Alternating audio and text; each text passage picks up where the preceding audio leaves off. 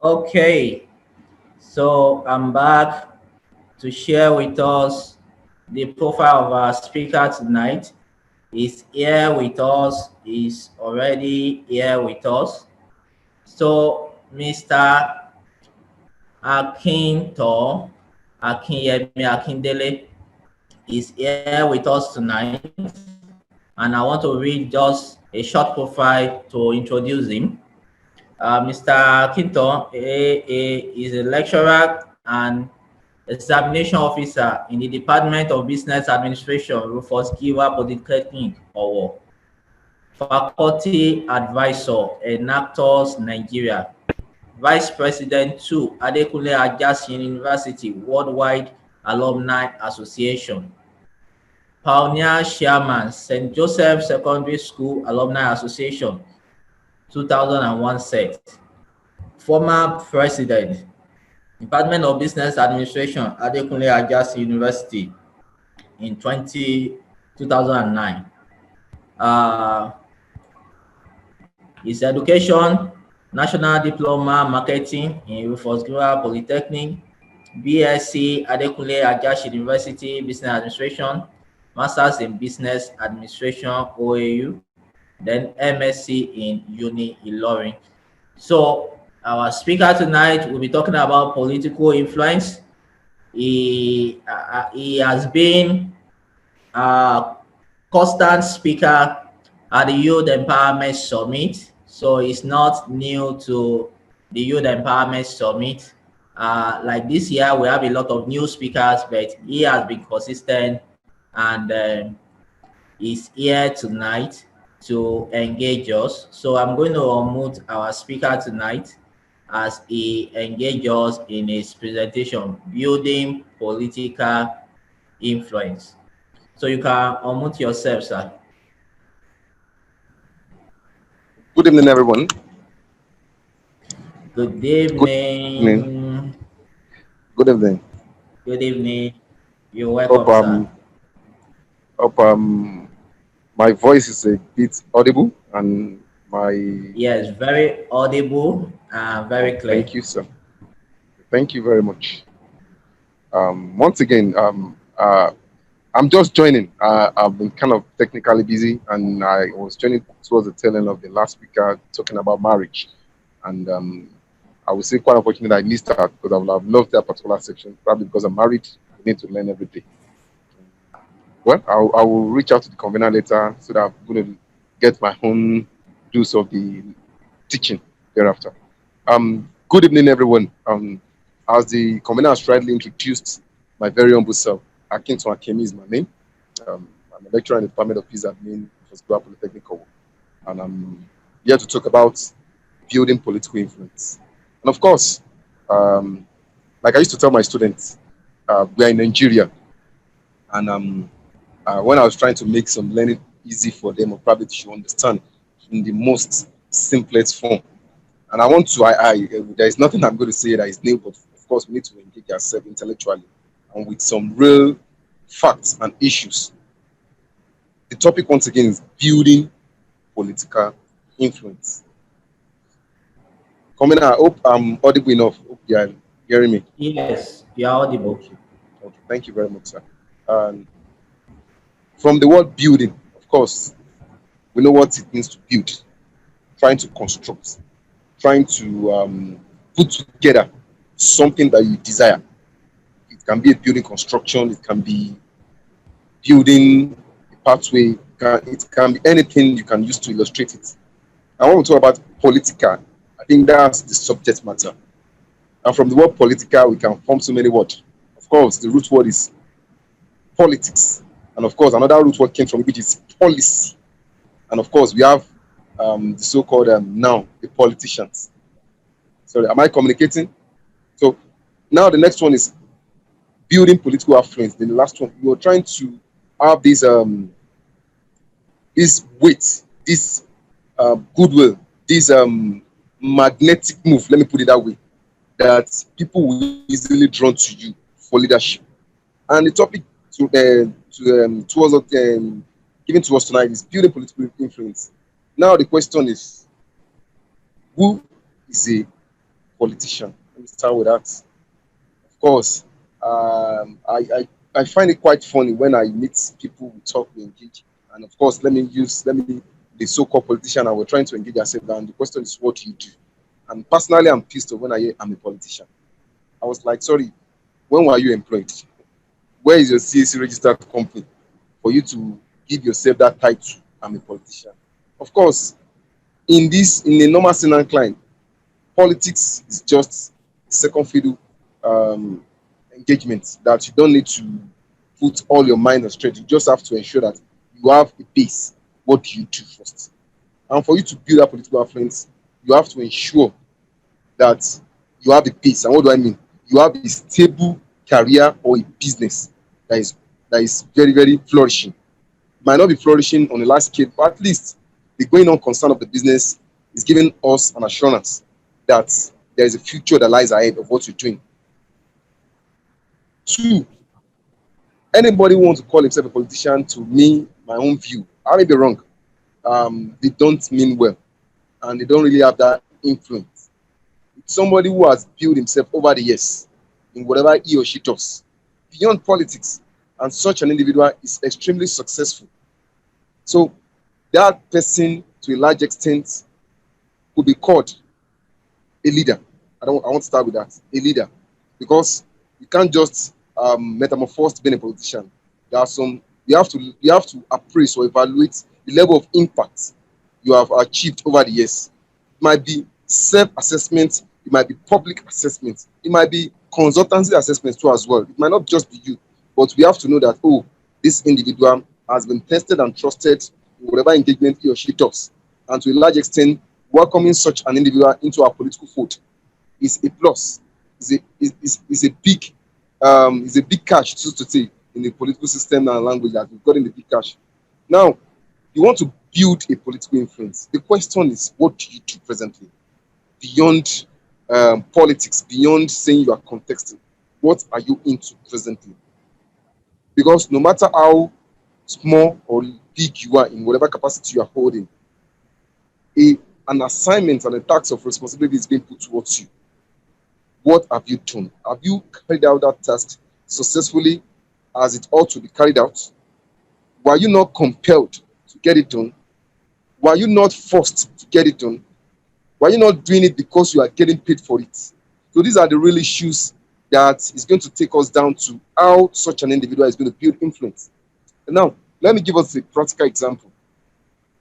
Um, we know some of our leaders today, I don't want to use the word politician, that the impact they have made in people's life beyond politics. Of course, I can relate to church leaders, educational leaders, and the likes.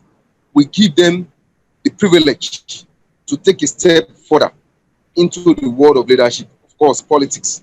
Why? Because of the impact they have made during either their career, in either their chosen career, or probably any business venture they engage in. Hello, Commander, am I still audible? Hello? Yes, go ahead. You are Okay, audible. okay, okay. I just want to be sure so that I'm not off track. Now, whatever you're doing, the question is, how are you able to carry out that task and carry out that task and achieve the desired goals on that task? Are you forced, like I said, or coerced to achieve such goals? These are the salient questions that we can put together to define who a leader is. When all these are said, all these are probably extracted or carried out, then we know that, oh, such an individual has a leadership capacity. Then such traits in such an individual will metamorphose into politics. But don't forget, you can't just jump overnight. You have to ensure that you build a relationship in any environment you find yourself. And we have this common saying in the world of HR that is beyond saying you have a first class, you are this, you are that. The question is how how how loaded and how is your network based? Let me put it that way. In terms of relationship, do you have? Because at the stance now, there are some jobs. Sorry for that. There are some jobs that will never be advertised. You get a job based on the relationship you have with people that they know. Oh, Mr. Dayo is a renowned consultant. in agric, building business empire, and so many other. So I have a job that I want to keep out. Of course, I don't need to go to the internet and start saying I need person. Sorry, Mr. Dayo, there's a job for you. Come and do it for us, and you get paid. Same thing applicable to leadership. Then it goes to politics. Whatever you're chosen, whatever area of career you've chosen, or whatever business or whatever engagement you're doing, make sure you do it very well. And don't forget, there's one thing that we normally skip or probably overlook, and that's the area of impact. You can't just say you are living for yourself. You are living for others too as well. Because one one rich person, like this at the Yoruba saying goes, one rich person in an environment or in a community, and others are poor. Of course, it's minus one. All of them are poor together because all those poor people will feed on him. And at the end of the day, he or she might get wretched eventually. But why such an individual can't create a pathway for poverty elevation, high opening? Same thing applicable in politics and leadership. But like I said, you have to build, ensure that an impact is made in whatever areas you've chosen, either career or business or any other civic engagement. You have to ensure that impact is very, very key and sacrosanct. Then, of course, goodwill follows. When after all this said and done, and you feel or you are motivated, or probably based on the current circumstances of how we have a leadership gap in our nation today, feel like you can contribute and make a quota. Don't forget there are some salient key points that you need to definitely identify. And what are the points? I'm just going to drop few, then explain. Then of course I'll probably give rooms for questions and other engagement. It's not just saying jump into politics. The question is, what are the gaps you've identified in that political arena? Is it the areas of representation that you don't have a good representation? Of course, representing your constituency in the National Assembly, rep, and the State Assembly. The question is, are you just saying you are just going to form a caucus or a group of people to say we don't want this man come next election 2023 or whatever year your own election falls under? You have to ensure you send policies, ideas, suggestions, and collaborate with people of the community that you belong to, that these are issues that needs to be addressed for us, either from the National Assembly or from the House of Assembly, that people will know that, oh, this young man, this young lady, who has already had an impact, who has already been successful in his or her chosen career, that is trying to champion the cause that we need effective and robust representation in our constituency. Then you tell the person who is representing you that, sorry, young man, young lady, these are our issues that we want you to push for us. Not just pushing, we want you to ensure that it's accepted. Probably you make a bill out of it, or probably you collaborate with your fellow lawmaker to ensure this issue has solution to the to what is happening presently. And for example, let's relate with our current issues. Starting from March, we are all aware the issue of global pandemic, that's COVID-19, and of course the issue of palliative came up, and it was so absurd, so disgusting that you can, well, of course, I'm not trying to mention it, that you find a lawmaker in one of the state assemblies saying that the palliative meant for his constituency, he wants to use it for birthday donation, or probably to give it out on his birthday. Because why attaching such when people needed it to a particular event? Is it for you to score cheap political points or what? These are issues that we need to trash out, that we need to ensure that, are you accountable? We need our leaders, lawmakers precisely, and whoever representing us, either at the executive level or at the legislative level, that they need to be accountable. But the question is, you have to channel your suggestion. You have to ensure that your ideas see the light of the day. You have to ensure your idea collaborate with people in your community, that when you are saying that, when you are raising that particular suggestion or point, you say, no, this man, this woman is making a point. It's making a sense. That's one. Two, you have to ensure you belong to whatever association that is available. Or I'm not talking about political parties around, that is available, that is bringing people within your community. Like, for example, it might just be your we have estate association, we have community association, we have group association. Any association that is relevant in your domain where you stay and where you think you have a prospect of probably vying for any position. Don't forget, I used to tell friends that I find it, I don't want to say absurd or probably not encouraging or motivating. Today is 27th of November, and probably um, next year 2021, and somebody is trying to vie for a position, probably January 2021, and he or she feels that I need to get familiarized with those groups now, November, because I want to contest. So the question is, because you want to contest, that's why you are coming on board to even do probably what do you need in this community? Let me provide you transformer or do this road drainage and the likes for you.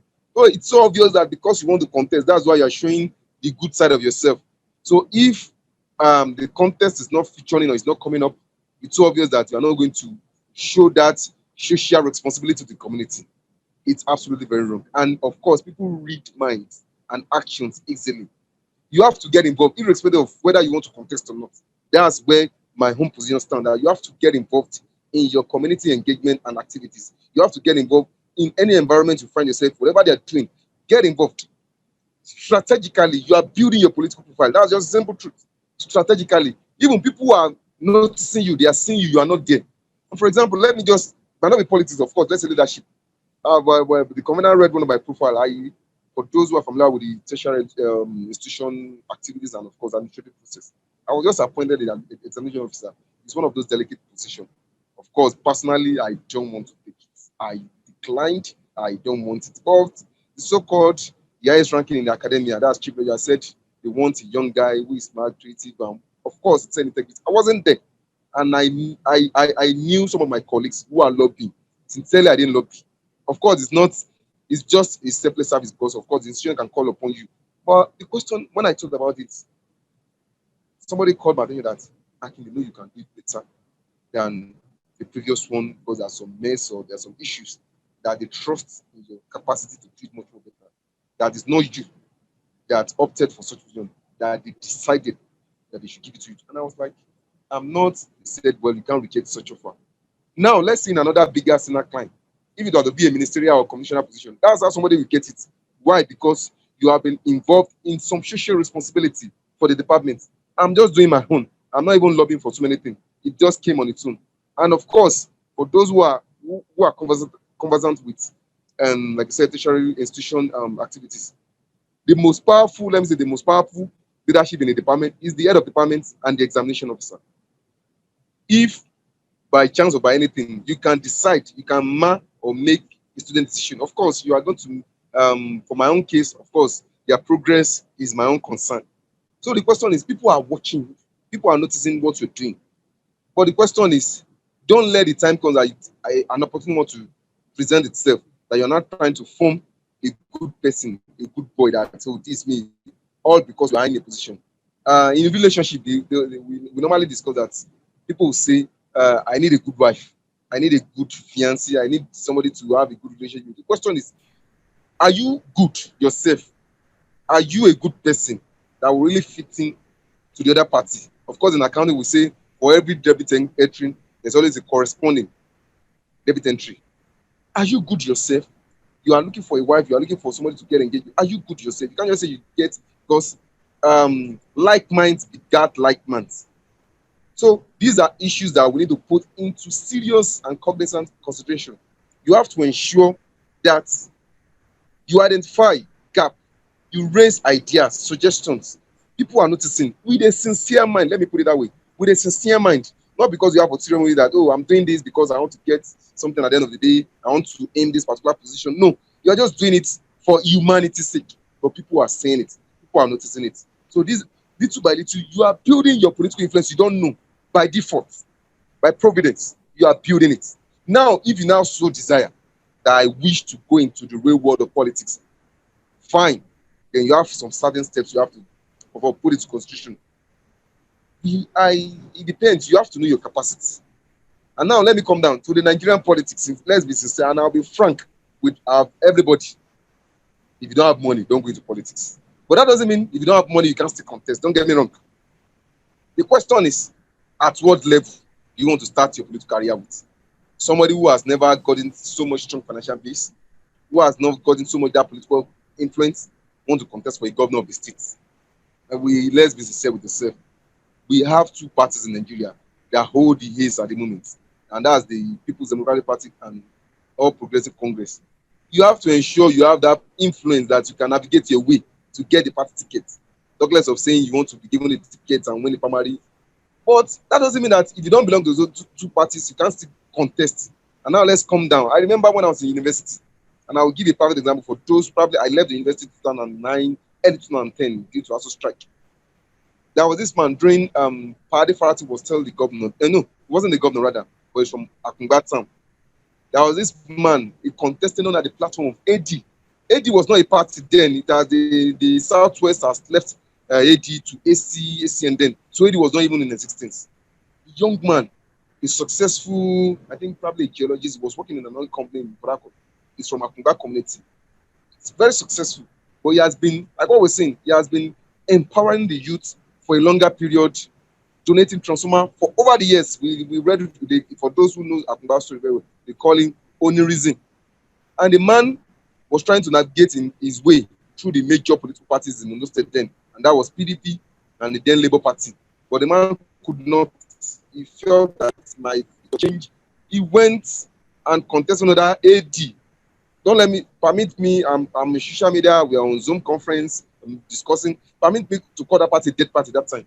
But because of his personality, because of his influence in the community he is from, it was obvious that this guy is going to win the election, despite the contending force from the so-called big parties, which was the then ACN, then PDP, and of course the ruling party, Labour Party. The young man contested on IT. He defeated them. The question is why? He has built so much, beyond politics, so much influence in terms of social impact to the community, which was so obvious. People are giving testimony attestation to the fact that, oh, he paid my school fees, he raised my mom to set up a business, so many testimonies like that. So it was easy for him. But the question, don't get me wrong, the question is, why, despite the man's influence, why can't he say he wants to contest for the governor of Ondo State? He can never win. You have to be sincere with yourself. But he knew where his strength lies. And that's where the area of SWOT analysis comes in. You know, you can't just say you want to go into politics, you don't S3 your SWOT analysis. You have to know the area you can really excel. Even though you have some little challenges, you will still navigate and scale through. These are where some of us, I don't want to label some people, some of us are getting it wrong. They want to attain a particular higher position just in a day. They are forgotten that they need to start small. They need to start from somewhere. They need to start from areas they've gotten that stronghold and influence before they venture into politics. And now let's continue. I haven't said that if you cannot feature in most of these political parties that we've cited, APC and PDP, you have to look for alternative. And that alternative has to suit your political aspiration. The truth of the matter as it stands now, as it stands in Nigeria today, we have to use Nigeria as a case study. Virtually all the state except Anambra, that we have the leadership under APGA, because that's a regional party, so to say. They are founded by Team Ojukwu, late Team Chukwuemeka Ojukwu. If you cannot say you want to contest for governorship and you want to just float it under any party as it stands today in Nigeria. But of course, we know some other parties that still excel when it comes to elections in House of Rep, House of Assembly, and the likes. Why? Because they hold the grassroots.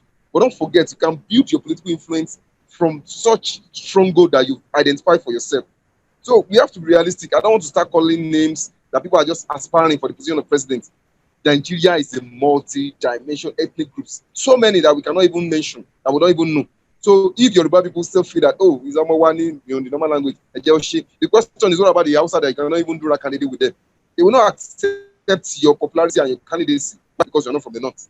So you have to start from the area where you can easily excel. Then, little by little, you metamorphose to where, because of course, if you are privileged to get a position, either as a councillor or as an assembly member, another onus lies on you. That how are you going to ensure you excel successfully in that position you are holding? If peradventure you are elected as a councillor or probably as an assembly member, because I need to say it at that grassroots, because it's not necessary that you feature or vie under the big political names that we know today. You can still excel under some other parties. Check the INEC website. Check the INEC results for 2019 election. We see some parties that won that are not even PDP or APC.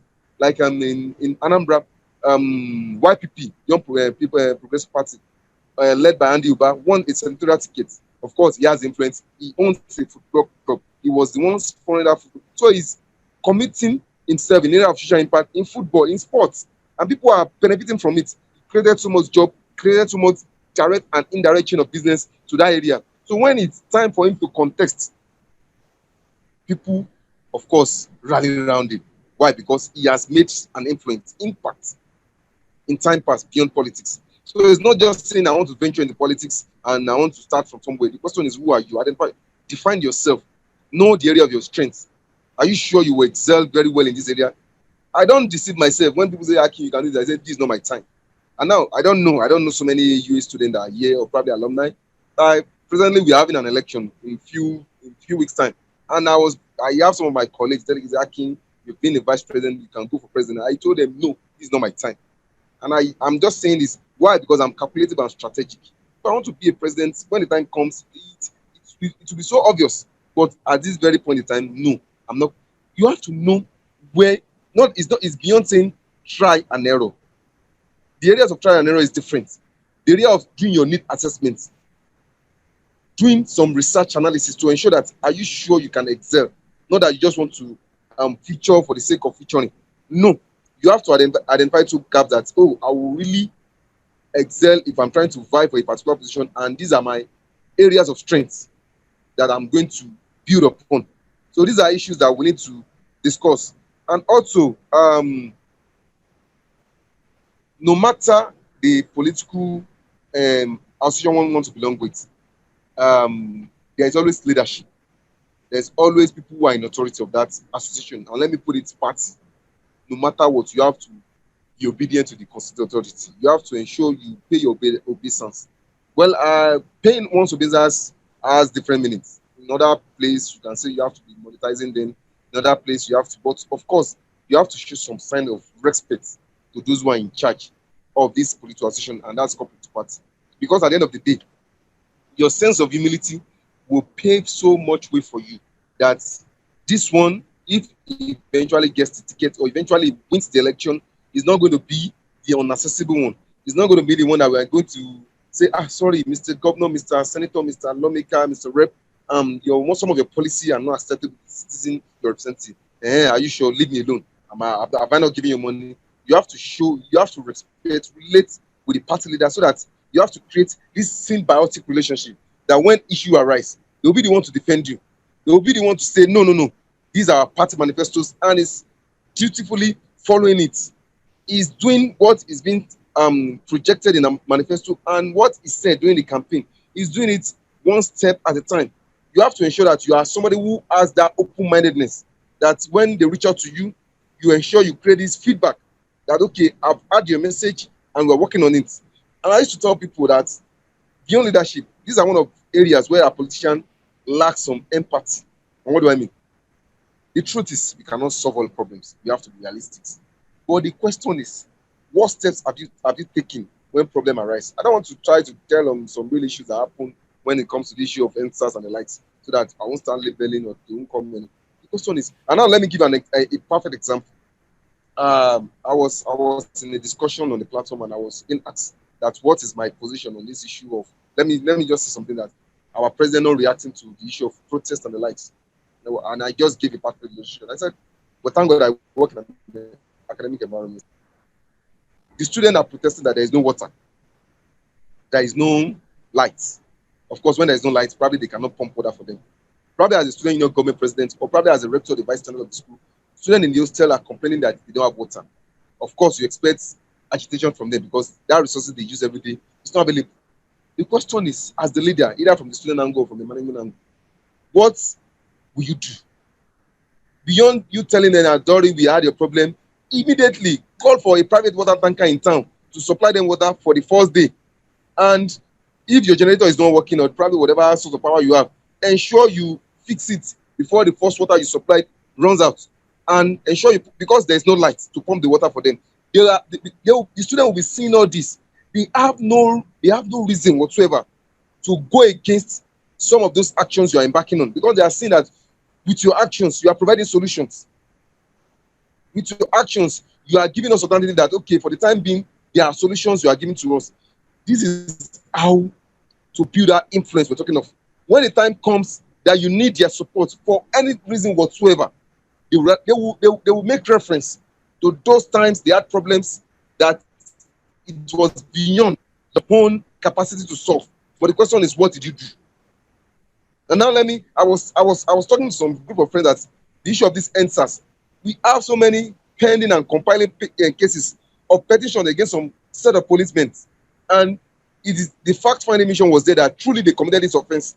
If I'm the president of the country at that time, I will first of all, for when the protest was starting, little by little, before it escalated, I will ensure those policemen or women, those officers who are in charge, have been have been uh, have been charged. And anyone who is found guilty, of course, either should be sent to prison or should be dismissed or should whatever sanction. Let Nigerians know that you are taking steps due to the fact that they are raising agitation towards this issue, but you kept quiet. You are calm. So what do you expect? They will react beyond control, and that's what we witnessed in few weeks or probably months ago.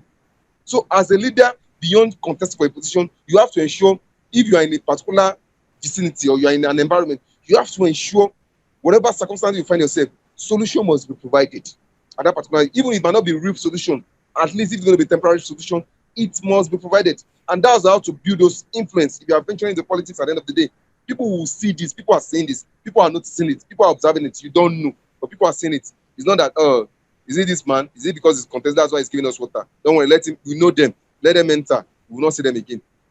And also, there's one thing that is very, very important. That probably I won't say we have to just build a good name. And that's what we call goodwill. Do you have the name? Can they trust you?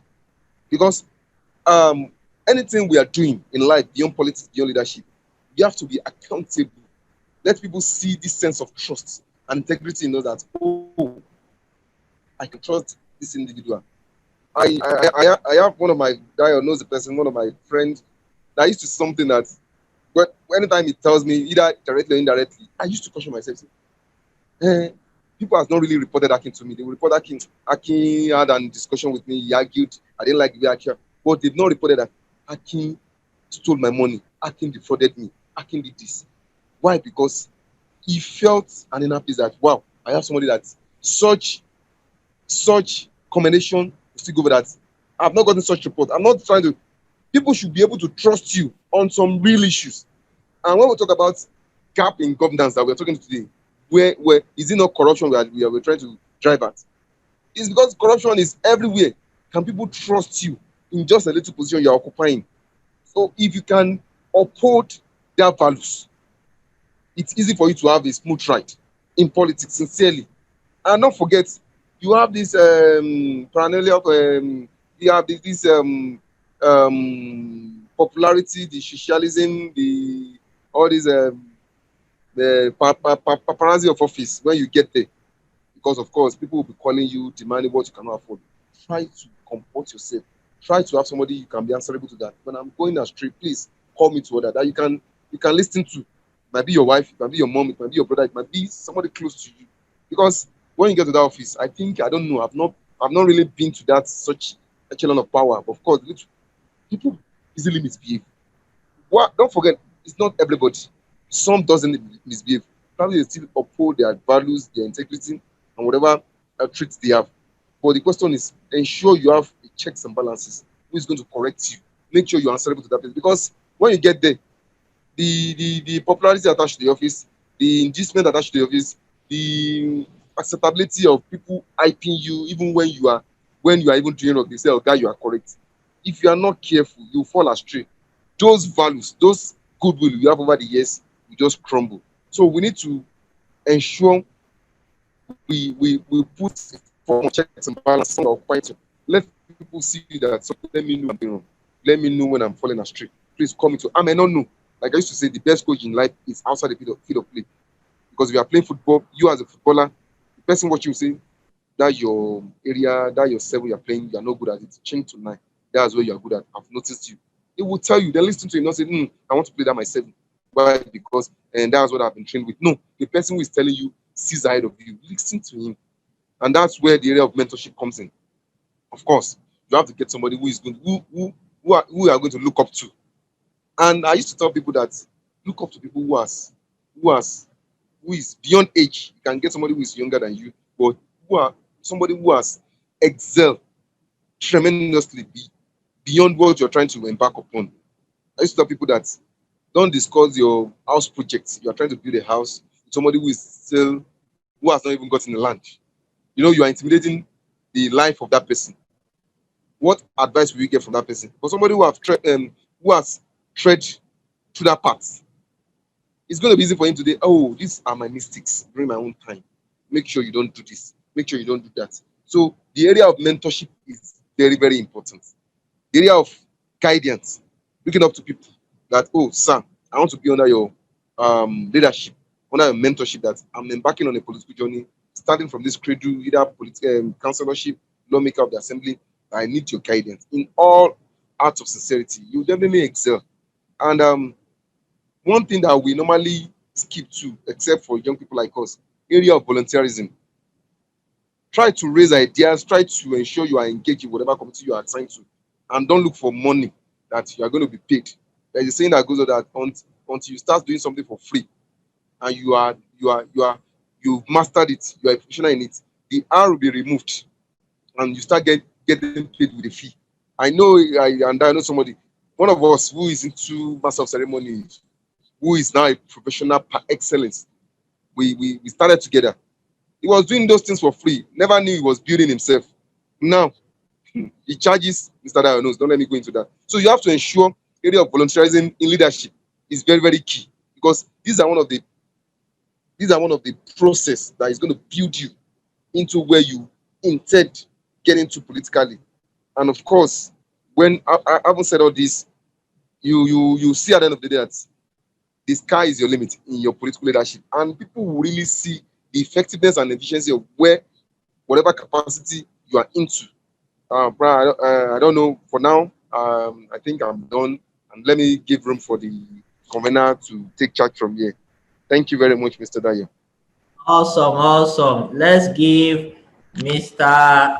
Akintan a round of applause, an emoji icon, clapping for him. Thank you very much, sir, for that awesome presentation.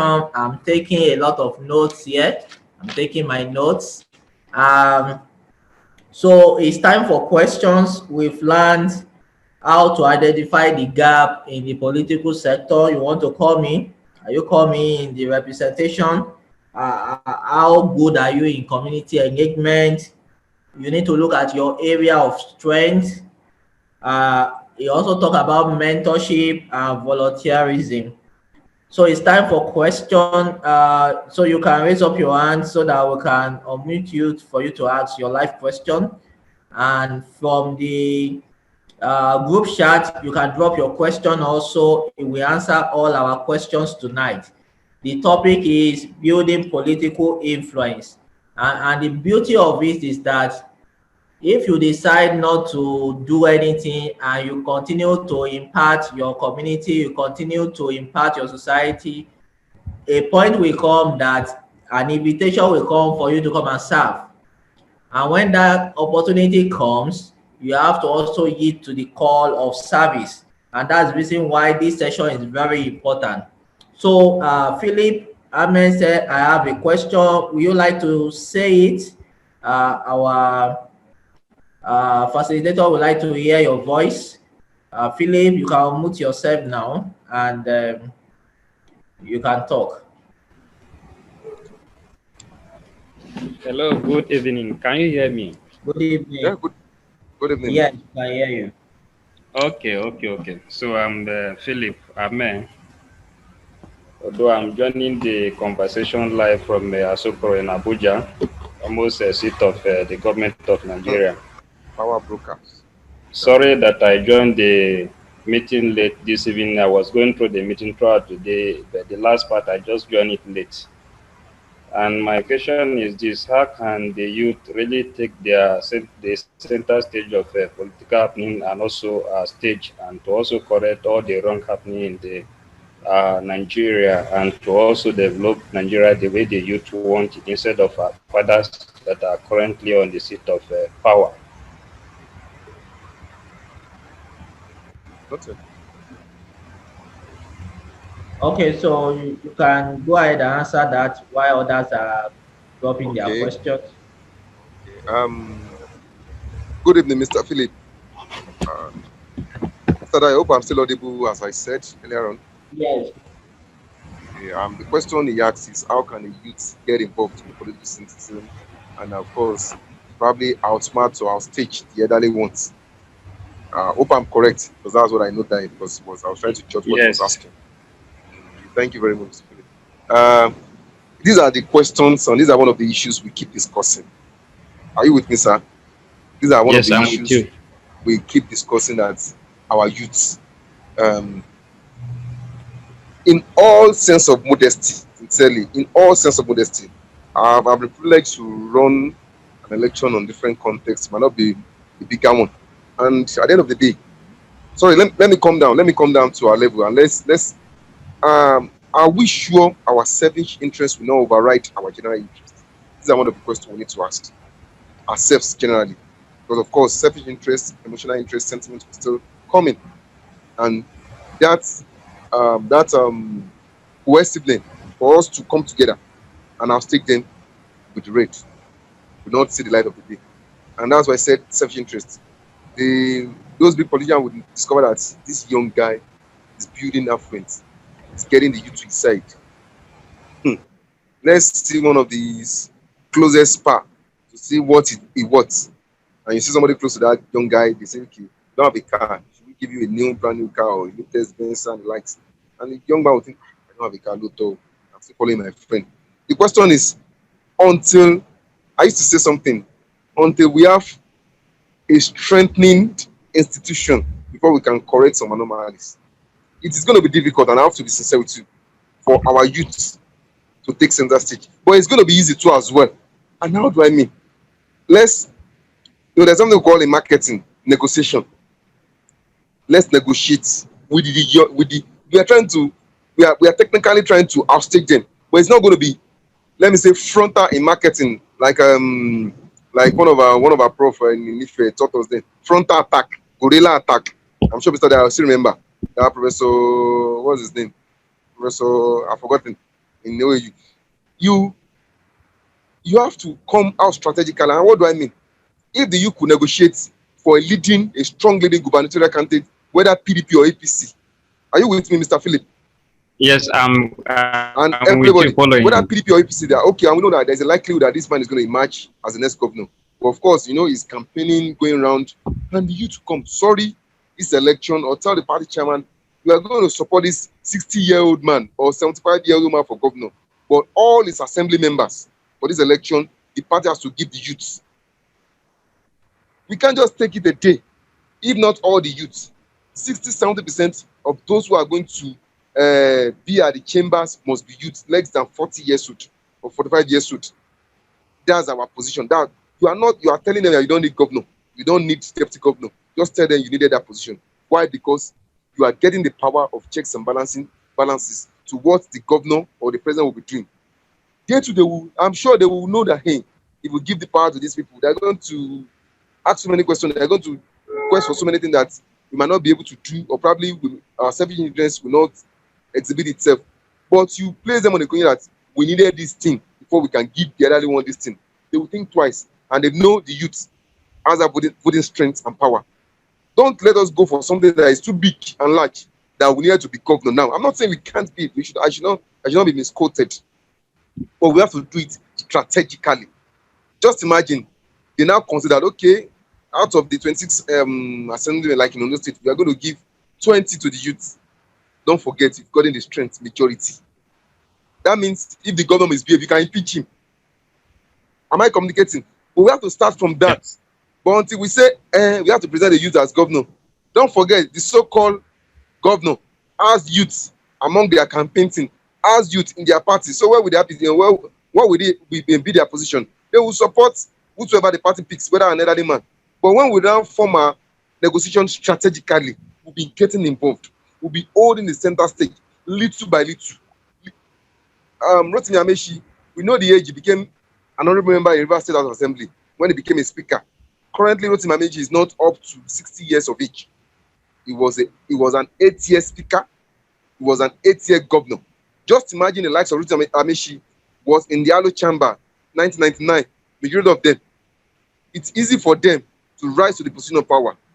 But now, those who have been there are still the one there at the moment. So until youth negotiate strategically, they should not go for the big fish.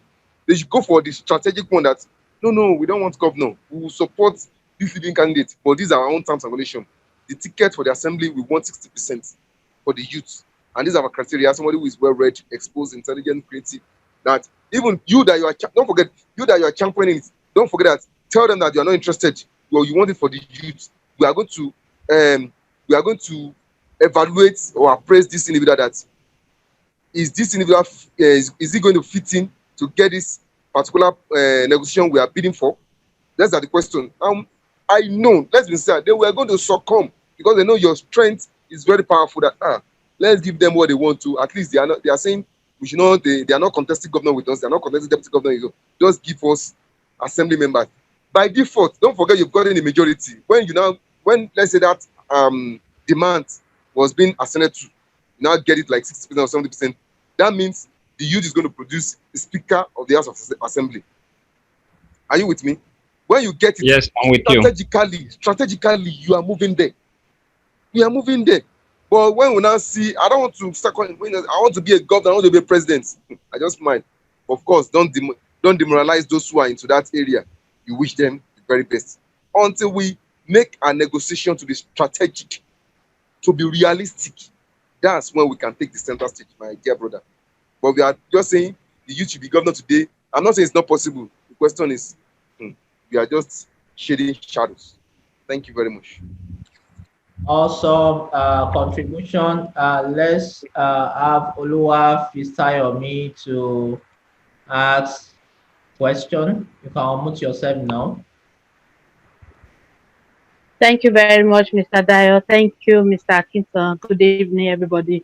My question is, in a situation like Nigeria, where we have the politicians making use of the youth for violence during elections, and like, for example, during the NSAS process, we all know that majority of those people that destroyed things and the rest, they are all youth. They are young people. That my question is, how do we put a stop to this situation? How do we get the youth, as in this kind of people, they get to use easily? How do we get them to understand that that they don't, that is not the best thing they can offer their country, or the best life they can live? Because without that, we are not going anywhere. Because when some are trying to build and the rest are being used to destroy, how do we get out of that situation? Thank you very much. Yeah, thank you. Oluwa Fisayomi, right? Yes. Okay, good evening, madam.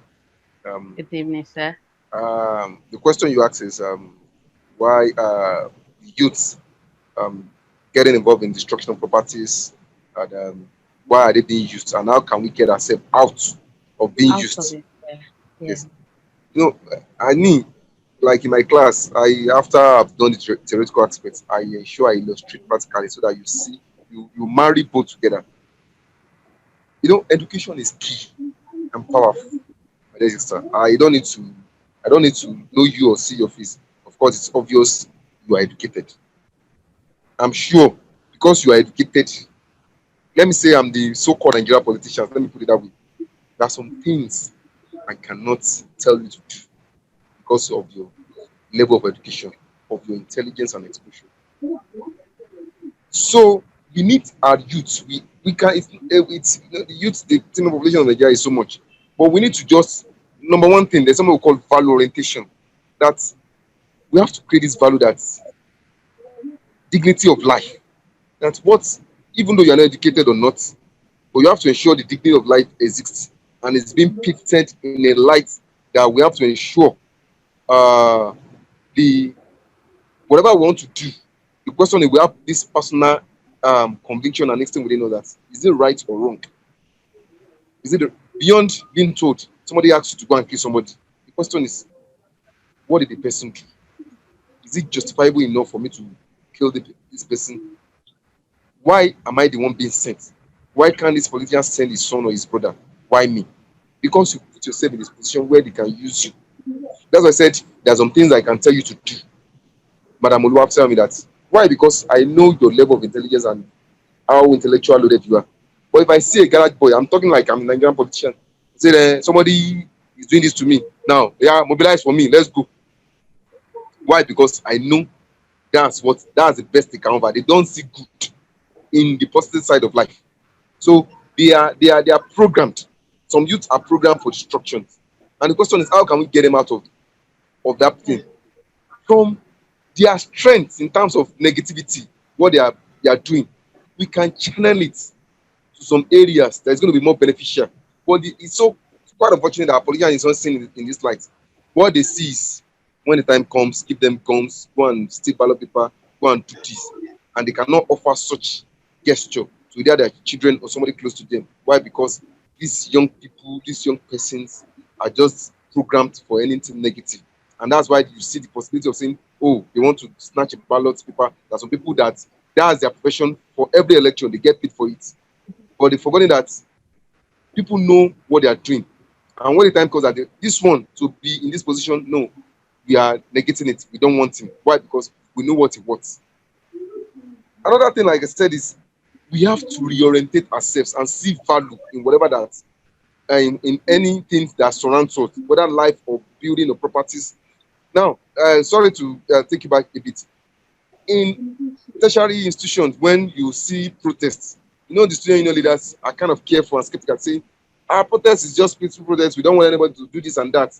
They have to ensure that anybody joining the protests is somebody they can trace and identify. That's why if you see protests running out of hand, or probably getting out of hand rather, you will discover that those who had a bad CGPA, those probably their CGPA is almost at one leg in, one leg out. They will be the one to say, let's close down the school so that we'll not write exam, we'll not do this and that. Why? Because they are not seeing ahead. Sorry, they are not seeing ahead of the importance of being a graduate, because they know they are already a failure. So they will put in all energy to ensure that they destroy school properties, because the school doesn't add value to them anymore, because they're already a failure. And the question is, we have to encourage our youth beyond education, in area of, I don't want to say vocation, in area of what their strength lies. Because if you are trying to build on, let me take you biblically. Why did Jesus Christ appointed Peter the tax collector? It's because he knows how to. Hello. Yes, go ahead. We can hear you. Okay. Yeah. Well, like I was saying, Jesus Christ selected his disciples based on their competence area. Somebody knows how to fish, communicating with people, join my team. When our youth knows how to, beyond the government providing schools to them, you have to ensure that you create an orientation, a kind of mindset that even though it's agro, let me put it that way, that you can ensure that you have to get involved in community policing, that when the hoodlums, the criminal are coming, you stand your feet that we don't want criminal in this area. I'm privileged to find myself in some areas in Lagos where I've seen, let me use the word tout. They kick against somebody's phone was snatched. Those touts ran after the young person that, sorry, we don't want criminal in this area. They caught the guy, took him to the station, and I was like, these guys are, of course, in the mere expression, they are touts. But they said they can call us touts, but when it comes to criminal activities, we are negating it. By default, I so strongly believe that politicians cannot use such an individual, because they know what they do. Let me say they are smoking in their AM, they are drinking, but they said anything criminal activities, they don't want to see it.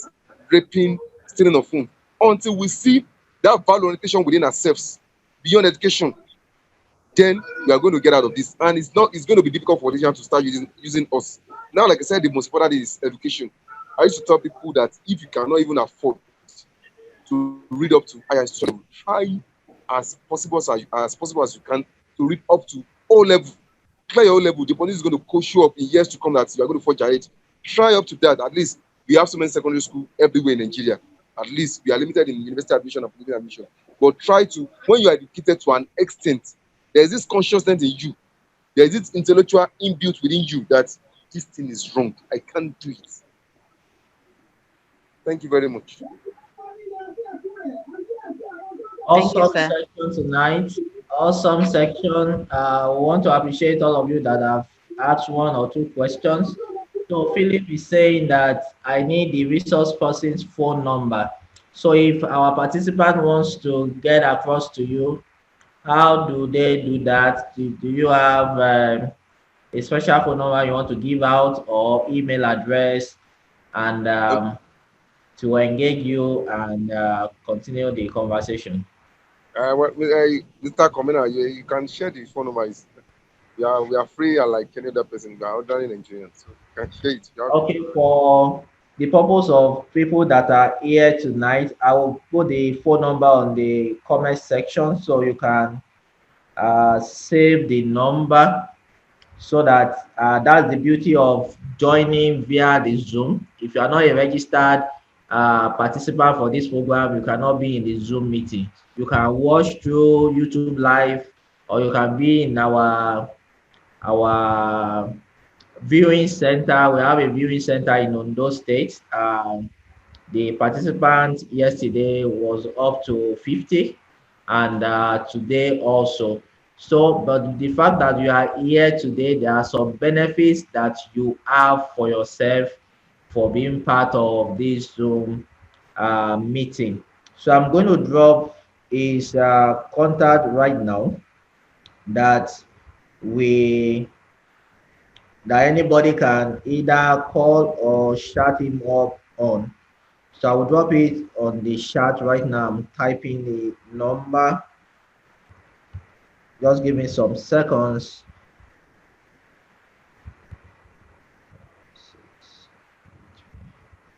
Oh, that's Mr. Akin's number. And you can engage him for that. Our last speaker for tonight is already getting set for us. And for Mr. Akin's section, can you just drop a word? How was the section on the group chat? Just give it a word. How was that section? Building political influence. I've learned a lot of things today. I've learned about mentorship, volunteering.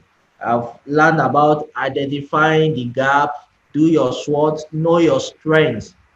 Anything you do, there's an aspect that I really love about what he said tonight. That anything you do, just know that you are going to, for example, you want to contest for election, you are contesting to win. So if you are not going to win from onset, you don't need to contest. Looking at your SWOT analysis, your strength, your weakness, you should know which election you are going to win. And that is key for me. So for me, if I'm applying for grants opportunity, once I will apply, I must win it. If I know I'm not qualified, I'm not going to apply. If I know I don't have all the requirements, I'm not going to apply. But once I apply, I must be selected. The same thing with job opportunity, you are bidding for contracts and all that. And that same mindset, you must take it along with you anywhere you go. Anything you are going to do is either you do it and do it big and do it to win, or you don't do it at all. So it's either you go big, or you don't go at all. I want to appreciate you, sir, for this section. We really, really appreciate you. Somebody is still raising up his hand. Let's give him that opportunity before you sign out, sir. Mr. Ayo, you welcome. You can mute yourself and ask your question. Okay, it's not a question. It's just to appreciate Mr. Akinyemi. I'm joining this from the UK. I wouldn't say I'm a youth per se. But however, I would like to say that I love your presentation, and if the youth, because I've been in the UK for about over 3 decades, and I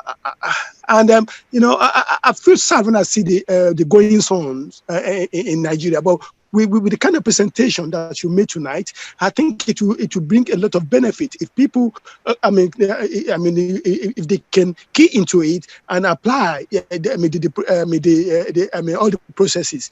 But above all, I love the facts, the information you put together, your analysis and conclusion. So I very much I thank you for your talk. I think it will bring a lot of benefit to Nigerian youths in general, and also it will bring development into our great nation. Yeah, if everything is if it's done systematically. Yeah, thank you. All right, thank you very much, Mr. Ayo from the Mr. UK. Dayo, let me just drop this last illustration. Hello, Mr. Dayo. Yes, go ahead. No, I just want to drop this one of those Yes, few points I've final jotted, and I used to remark. tell in final. Yes, like I said, I've discussed on SWOT analysis and the likes, and I used to tell my students something that if you know you are not going to graduate or you are going to fail an exam, so why did you stress yourself to come to the examination on when you know you're going to fail? So you have to have that mindset that you want to pass because you've been taught.